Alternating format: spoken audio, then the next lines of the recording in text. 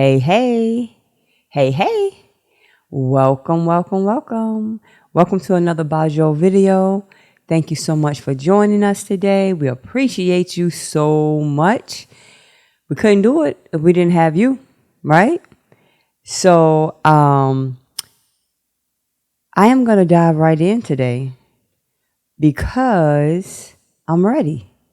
And on the last couple of videos, we were talking about reframing your belief in yourself, right? And so we spoke about a few reasons, about reframing and importance of reframing. But today I want to analyze some of the reasons and why it is that you have certain beliefs about yourself and the importance of identifying them and re-examining them and understanding like the source. Like sometimes you have to take a step back and look at even why you believe or you have some of the limiting beliefs that you have about yourself. And if you never do like an evaluation of why you believe what you believe about yourself, it's like you're stuck in that position. One of my favorite quotes is by Socrates. He say that the unexamined life is not worth living. And when you fail to examine your life, where you are, where you want to be, it's like you're stuck in like this little pickle or like a time zone or a time warp where you're like just stuck. And it's like you can't move forward. And sometimes when you stop and you analyze, why have I adopted this belief in my life? Where did it even come from?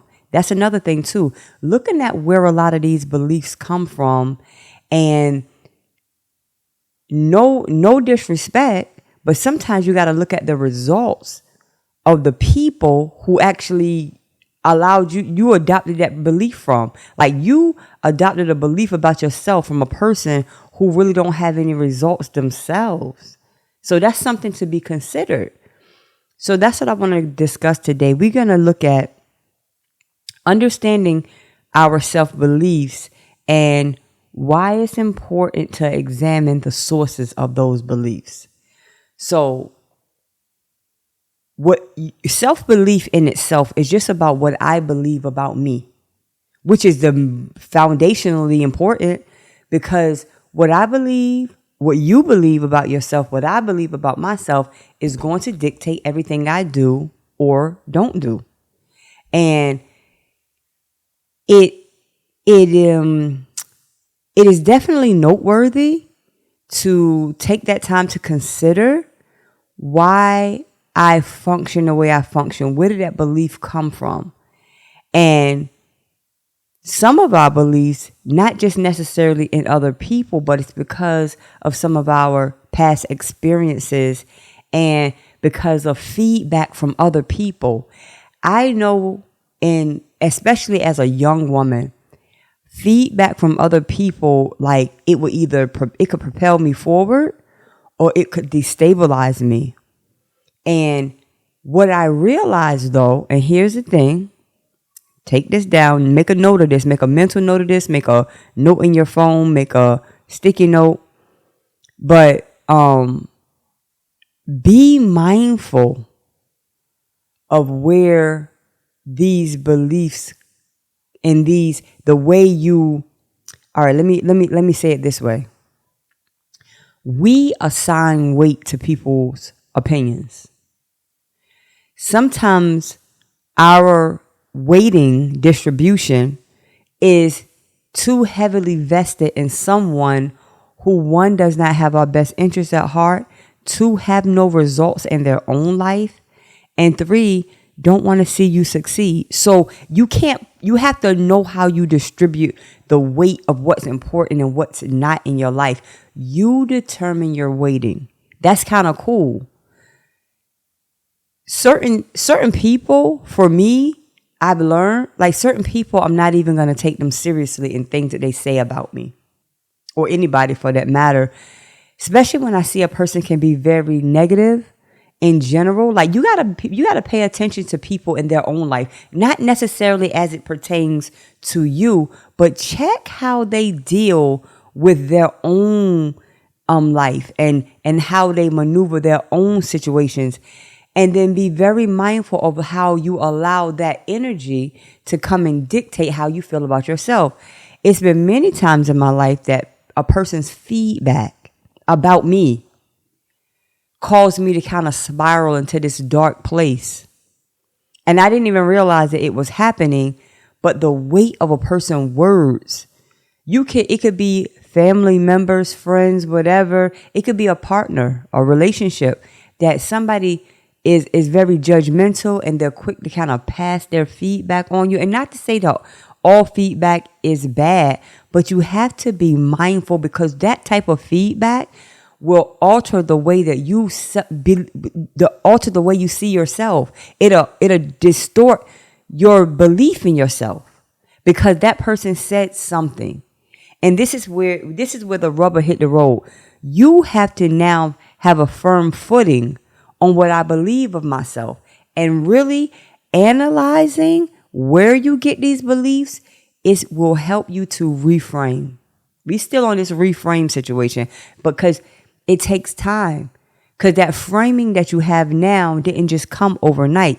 It took time, years, to develop into what you have now. And when you look at the results in your life and you're not happy with them, you can reframe. You can reframe. I'm grateful that I have the ability to reframe, because when I looked at my life and I saw a lot of the frames that I saw myself through, it wasn't serving me. It was very debilitating, and it made me feel sad most of the time. And I'm the type of person that I realized that I can change certain things. Certain things I cannot change, and I have to accept that. But a lot of things I can change. And how I see myself is numero uno. So look at where these beliefs that you've adopted have come from. Our self-belief, it shapes our confidence, it shapes our behavior, it shapes our self-esteem. And now we're going to take a look at, where did I get that from? How about this one even? Look at the self-esteem and the confidence of where you got it from. Like I said, I'm not here to step on nobody's toes, but I know for me, when I took a step back and I analyzed a lot of things I believed about myself and a lot of things that people said about me, I realized that it was emphatically untrue. And here we go. A lot of times people pass their insecurities onto you, and you don't even know. You didn't even know. You just caught that hot potato. You know, you ever used to play that game, hot potato, when you were a child? I remember I was in grade school, and you passed either could be like a bean bag or a pillow or something, but you got to quickly keep passing. It was called hot potato then because allegedly it was hot, but it wasn't. But anyway, but my point of that analogy is that people can pass things on to you so quickly, you don't even know what it is that you just got. And so a lot of times people insecurities, like I know for a fact that a lot of times, even as a parent, and we do not do it intentionally, but a lot of your fears and your insecurities, a lot of times unknowingly we pass them on to our children. Like if you don't drive, or you don't swim, or you don't like to do certain things, you will project that fear or that belief onto your child. And before you know it, your child is behaving the same exact way that you are. And you didn't mean to do that, but that's just sometimes how it goes. But as you become an adult or you grow into adulthood, it is your responsibility to start to take a look at those things. Yeah, our parents may have given us beliefs, and our parents have the best intention for us, and they love us dearly. However, a lot of their limiting beliefs came from people who were insecure too. And so you have this perpetuation of self-doubt and self-belief, and we're not even stopping to interject into this line of degeneration and destabilizing lifestyles that all come from these beliefs that we hold and that may have been held in generations past. But you can change it. I can change it. And that's what I mean. Like, it's certain things that you can change. So yeah, look at where you're getting these images of yourself from. How you taking an image of somebody, how you allowing somebody who's insecure to pass their beliefs on to you? How you allowing somebody who have no results in their life that you want to see to pass their opinions on to you? Like, who are you? Who are you? I know I had to be I was well into my 20s before I started to question, like, who are you? Prior to that, someone passed their judgment on me or give me the feedback. It's like I internalized it, and it would either cause me pain or so much joy. And that's the thing too. Even when somebody give you positive feedback that make you feel like you're on top of the world, be very careful of that as well, because somebody who could set you up that high and have you feeling that great, and just because of their words, there is a reverse side to that coin. They can snatch you down to the below the earth and make you feel like the scum below the earth. And nobody should hold that type of power over you. So be mindful of all feedback.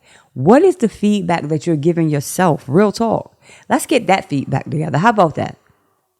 What's your feedback of yourself? How do you see yourself? What are you doing? Where are you at with all of this? You know what I mean? With your life. And I speak a lot about always looking for somebody else's nod of approval. Like, yeah, you good. You good. Like, stop. Because the nod that you might get may be something that you really didn't need a nod for. If you assign that type of power or that weighting, as we spoke about before, like, you're allowing that person so much control over you. And that's not cool. That's not cool. You have the power to see yourself as strong or as weak as you would like to see yourself. And unfortunately, and I say unfortunately, because we have to remove a lot of these other people's opinions and feedback and remove their influence from over our life in order for you to move forward. Because if you got somebody just pouring constant, opinions and these different ideals over your life that doesn't serve you, it's like it's like you're doomed before you start. Identifying it is major key. Another thing too with other people, sometimes they're moving the way they move because they have a lack of understanding. They are moving in what they know, which may be very little. And now you're going to jump onto their bandwagon and they know very little about whatever it is that they have this strong opinion about. And now you done jumped onto them. And now that is affecting your belief. And now that's affecting your behavior, thus affecting your life. You understand? You see how it goes? It's like it's a whole domino effect. One. Let's go back to the root though. It's your responsibility, right? To choose the direction that I'm going to go in. And that's the thing. Here's the thing. And this is real. Like, it's so hard for you to get what you got to get in life. And you to get focused on what you have to get focused on. And for you to develop these opinions and feedback for yourself, that you really don't have a lot of room to allow other people to pass this type of judgment on you. Seriously. If all of these opinions and all of these ideas are flooding into your life at rapid speed, at what point do you get to interject your own? And doesn't that seem backward? It should be your feedback, your opinion first. Well, first God's and then yours, based on what you understand God knows you to be. You understand what I'm saying? And so um you can't see yourself in the eyes of, you can't see yourself through the eyes of others, because you never know what they're going through. You could be seeing yourself through the eyes of a depressed person, and they struggling with their own issues, their own darkness, and you see yourself through their own eyes. You're allowing somebody who's struggling with such darkness to frame the way you see yourself. That ain't it. And sometimes the reason this conversation is so imperative is because you wander through life in this lost sense of self, in this low self-esteem, and you have never even inspected the source to say, well, how did I even get to this point? Where did this come from?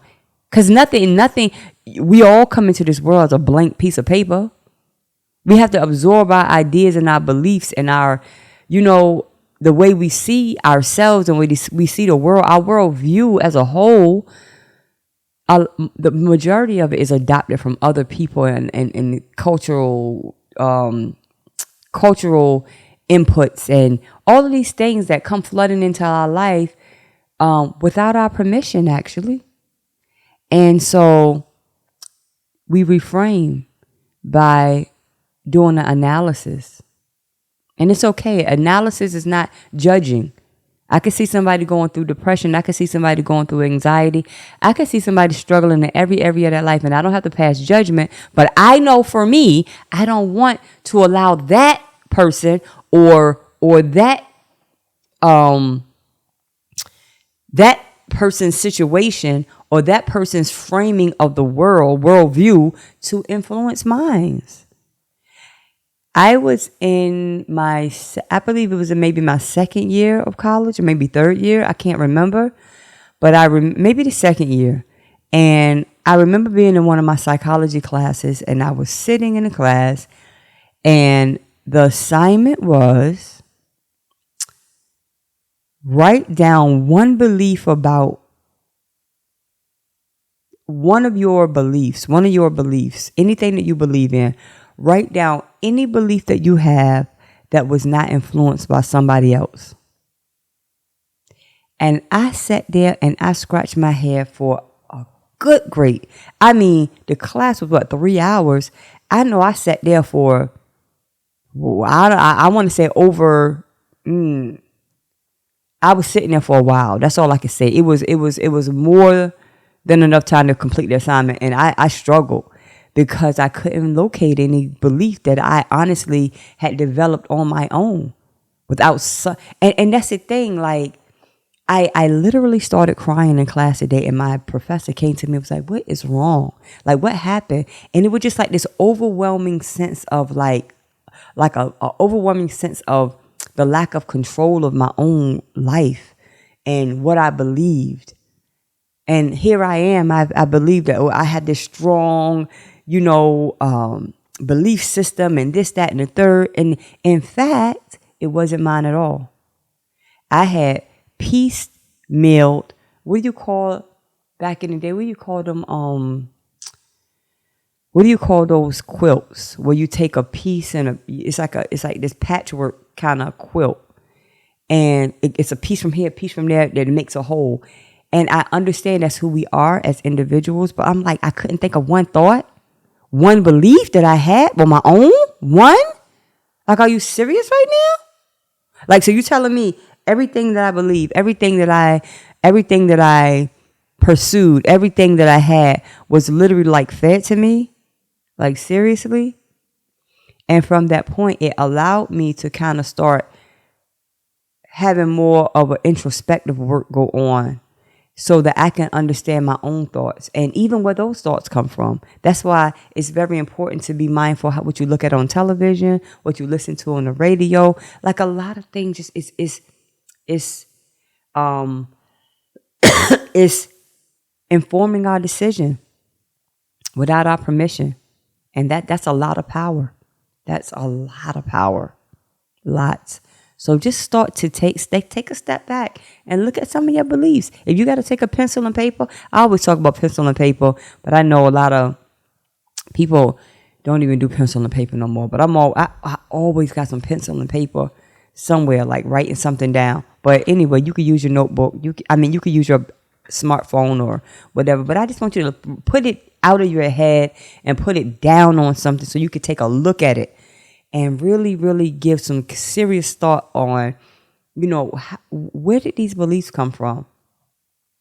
And how much work I need to do in doing like an analysis on who actually informed this decision in my life, and is it serving me or not? So that is it. That is it. This subject has so many layers, and I'm trying to take them piece by piece without doing an overload. You know what I mean?